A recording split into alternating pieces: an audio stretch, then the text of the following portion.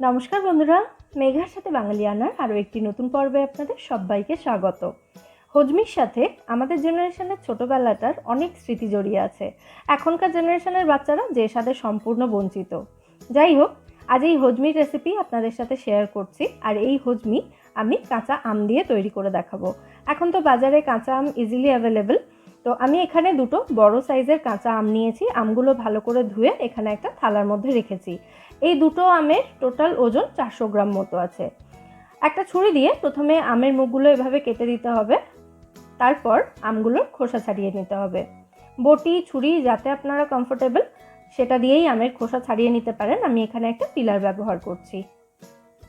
দেখুন, আমগুলোর খোসা ছাড়িয়ে নিয়েছি আমি। এবার আমি এখানে একটা গ্রেটার নিয়ে এই আমগুলো গ্রেটারে ঘষে ঘষে গ্রেট করে নিচ্ছি। কাজটা সহজ করার জন্য আমগুলো ছোট ছোট টুকরো করে মিক্সিতে দিয়ে পেস্ট করে নেওয়া যেতেই পারে, কিন্তু তাতে হজমির টেক্সচারটা কিন্তু একটু আলাদা হয়ে যাবে। মানে ওই পেস্ট করা আম দিয়ে যদি হজমি তৈরি করা হয় তাহলে হজমির টেক্সচারটা একটু স্টিকি, একটু আঠালো টাইপের হবে। যেরকম দানা দানা হজমি হয় সেরকম কিন্তু হবে না। দেখুন, দুটো আম এখানে আমি গ্রেট করে নিয়েছি। একটা আম ভেতরে একটু নরম ছিল, সেই জন্য গ্রেট করতে গিয়ে একটু ম্যাশি টাইপের হয়ে গেছে। তো এবার চলে যাচ্ছি আমি নেক্সট প্রসেসে। প্রথমে আমি হজমির জন্য একটা মশলা তৈরি করে নেব। তার জন্য একটা কড়াইতে নিয়ে নিলাম 3 টেবিল চামচ গোটা জিরে, 1 টেবিল চামচ গোটা ধনে আর 5-6টা মতো শুকনো লঙ্কা। এবার এই সমস্ত মশলাগুলো মিডিয়াম ফ্লেমে রেখে 1.5 থেকে 2 মিনিট এভাবেই নাড়াচাড়া করে এগুলোকে ভেজে নিতে হবে। মানে মশলাগুলোকে ড্রাই রোস্ট করে নিচ্ছি, শুকনো খোলায় ভাজা যাকে বলে। কিছুক্ষণ নাড়াচাড়া করার পর দেখুন মশলা থেকে এভাবে ধোঁয়া উঠতে শুরু করেছে এবং মশলার কালারটাও চেঞ্জ হয়ে গেছে, দেখতেই পাচ্ছেন। এবার এই মশলাগুলোকে আমি একটা প্লেটের মধ্যে ঢেলে নিচ্ছি। এগুলোকে ঠান্ডা হতে দেব। ঠান্ডা হওয়ার পরেই কিন্তু এগুলোকে গুঁড়ো করতে হবে। এদিকে এই কড়াইতেই আমি এখানে দিয়ে দিচ্ছি 1 টেবিল চামচ মতো সর্ষের তেল। অবশ্যই সর্ষের তেলই এখানে ব্যবহার করবেন, তাতে টেস্ট এবং ফ্লেভার দুটোই খুব ভালো হয়। তেলটা একেবারে ধোঁয়া ওঠা গরম হয়ে গেলে তারপর এর মধ্যে গ্রেট করে রাখা আমটা দিয়ে দিতে হবে। আমটা দিয়ে এটাকে 20 থেকে 25 সেকেন্ড মতো একটু নাড়াচাড়া করে মিশিয়ে নিচ্ছি। তারপর এর মধ্যে দিয়ে দেব আমি 1/2 চা চামচ মতো নুন আর জাস্ট 1 পিঞ্চ মতো হলুদ গুঁড়ো। হলুদটা না দিতে চাইলে আপনারা এখানে স্কিপও করতে পারেন। আবার মিশিয়ে নিচ্ছি এটাকে ভালো করে। এবার এর মধ্যে আমি দিয়ে দেব স্বাদ মতো চিনি। চিনির পরিমাণটা ডিপেন্ড করবে আমটা কতটা টক তার উপরে। আমি এখানে যে আম দুটো ব্যবহার করেছি আমগুলো একটু টক ছিল, সেই জন্য আমি 100 গ্রাম মতো চিনি দিয়েছি এখানে। আপনারা প্রথমে অল্প চিনি দিয়ে ভালো করে মিশিয়ে চিনিটা গলে যাওয়ার পর একটু টেস্ট করে দেখে নেবেন। যদি প্রয়োজন হয় পরে আরও চিনি মিশিয়ে দিতে পারেন। এইভাবে একটু অ্যাডজাস্ট করে দিতে হবে এটা। চিনিটা গলে গিয়ে এখন দেখুন মিশ্রণটা একটু লিকুইড টাইপের হয়ে গেছে। তো এবার কড়াইটাকে ঢাকা দিয়ে গ্যাসের ফ্লেমটা একদম লো রেখে এটাকে 5 মিনিট মতো রান্না হতে দেব, যাতে আমটা ভালো মতো সেদ্ধ হয়ে যায়।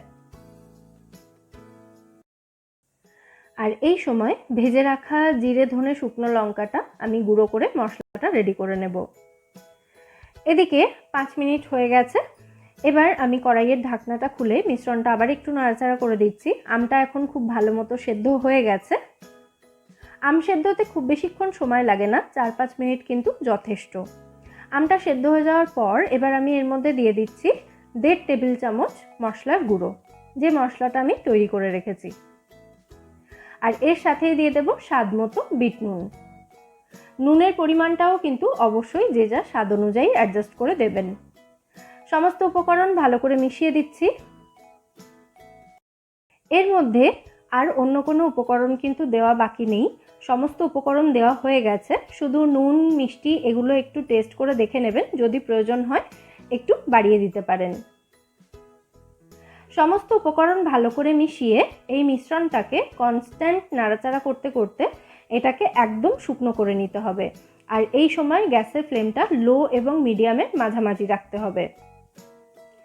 যত মিশ্রণটা টাইট হতে থাকবে তত দেখবেন মিশ্রণের কালারটা এরকম গাঢ় হতে থাকবে, কারণ এর মধ্যে চিনি রয়েছে। চিনিটা একটু একটু করে ক্যারামেলাইজড হতে থাকবে এবং মিশ্রণের কালারটা কিন্তু অনেকটাই ডিপ হয়ে যাবে। এই প্রসেসটাতে সময় লাগবে 15 থেকে 20 মিনিট মতো। আস্তে আস্তে মিশ্রণটা ঘন হতে হতে যখন দেখবেন একটা ডোয়ের ফর্মে চলে এসেছে, মানে আমরা যেরকম আটা ময়দা মেখে থাকি সেরকম ডোয়ের মতো হয়ে গেছে এবং এটা কড়াই থেকে ছেড়ে আসছে, তখন বুঝতে হবে আমাদের হজমির মিশ্রণ এখানে একদম রেডি। তখন এটাকে কড়াই থেকে নামিয়ে নিতে হবে। আমি একটা প্লেটে নামিয়ে এটাকে একটু ছড়িয়ে দিচ্ছি যাতে মিশ্রণটা একটু তাড়াতাড়ি ঠান্ডা হয়ে যায়। কিছুক্ষণ রাখার পর আমাদের হজমি মিশ্রণের গরম ভাব এখন অনেকটাই কমে গেছে। আর এখানে একটা বাটিতে আমি কিছুটা গুঁড়ো চিনি রেখেছি হজমিগুলো সাজিয়ে নেওয়ার জন্য। তো প্রথমে আমাদের হজমিটা তৈরি করে নিতে হবে। তার জন্য এই মিশ্রণ থেকে অল্প অল্প পার্ট নিয়ে দু হাতের সাহায্যে এভাবে আমি গোল গোল শেপ দিয়ে নিচ্ছি এগুলোর। আমি এখানে গোল করে তৈরি করছি, তবে আপনারা হজমি যেরকম একটু ট্যাড়াবাঁকা শেপের হয় সেরকমভাবেও তৈরি করতে পারেন। হজমিটা তৈরি করার পর আমি এটাকে চিনির গুঁড়োর মধ্যে গড়িয়ে নিচ্ছি, তাতে জাস্ট এটাকে দেখতে ভালো লাগবে, আর কিন্তু কিছুই হবে না। তবে আপনারা যদি এই হজমি অনেক বেশি পরিমাণে বানিয়ে বেশি দিনের জন্য স্টোর করে রাখতে চান তাহলে কিন্তু ভুলেও সেটা চিনির গুঁড়োতে গড়াবেন না, কারণ চিনির গুঁড়ো কিছুক্ষণ রুম টেম্পারেচারে রাখার পরই কিন্তু গলতে শুরু করবে। তাতে হজমির ওপরটা পুরো জলজলে ভাব হয়ে যাবে, এবং জলজলে ভাব হওয়া মানেই কিন্তু তার মধ্যে খুব তাড়াতাড়ি ফাঙ্গাস তৈরি হতে শুরু হবে। হজমিগুলো খুব বেশি দিন কিন্তু তখন আর ভালো থাকবে না। তো সেই জন্য চিনির গুঁড়োটা জাস্ট স্কিপ করবেন। হজমিগুলো সিম্পলি এরকমভাবে গোল গোল করে বা যেরকম শেপে ইচ্ছা তৈরি করে নিয়ে এয়ারটাইট কন্টেনারে ভরে ফ্রিজে রেখে দিন। এগুলো কিন্তু 1 বছর ভালো থাকবে, নষ্ট হবে না, কারণ এই হজমি তৈরির মিশ্রণে আমরা কিন্তু কোনো রকম জল ব্যবহার করিনি, তাই এটা খারাপ হওয়ার কোনো চান্স নেই। দেখলেন তো কত সহজে সেই ছোট্টবেলার প্রিয় হজমি বাড়িতেই তৈরি করে নেওয়া গেল। আর এই হজমি তৈরিতে আপনারা চিনির পরিবর্তে কিন্তু আখের গুঁড়ো ব্যবহার করতে পারেন। অবশ্যই রেসিপিটা আপনারা বাড়িতে ট্রাই করে আমায় জানাবেন এই হজমির রেসিপি আপনাদের কেমন লাগলো। রেসিপি যদি ভালো লেগে থাকে ভিডিওটাকে অবশ্যই বরাবরের মতো একটা লাইক এবং শেয়ার করতে ভুলবেন না। আর আপনি যদি আমার চ্যানেলে নতুন দর্শক বন্ধু হয়ে থাকেন তাহলে প্লিজ চ্যানেলটা সাবস্ক্রাইবও করে নেবেন। ফিরে আসবো নতুন কোনো রেসিপি নিয়ে। সবাই সুস্থ থাকবেন, ভালো থাকবেন এবং সবাইকে খুব ভালো রাখবেন।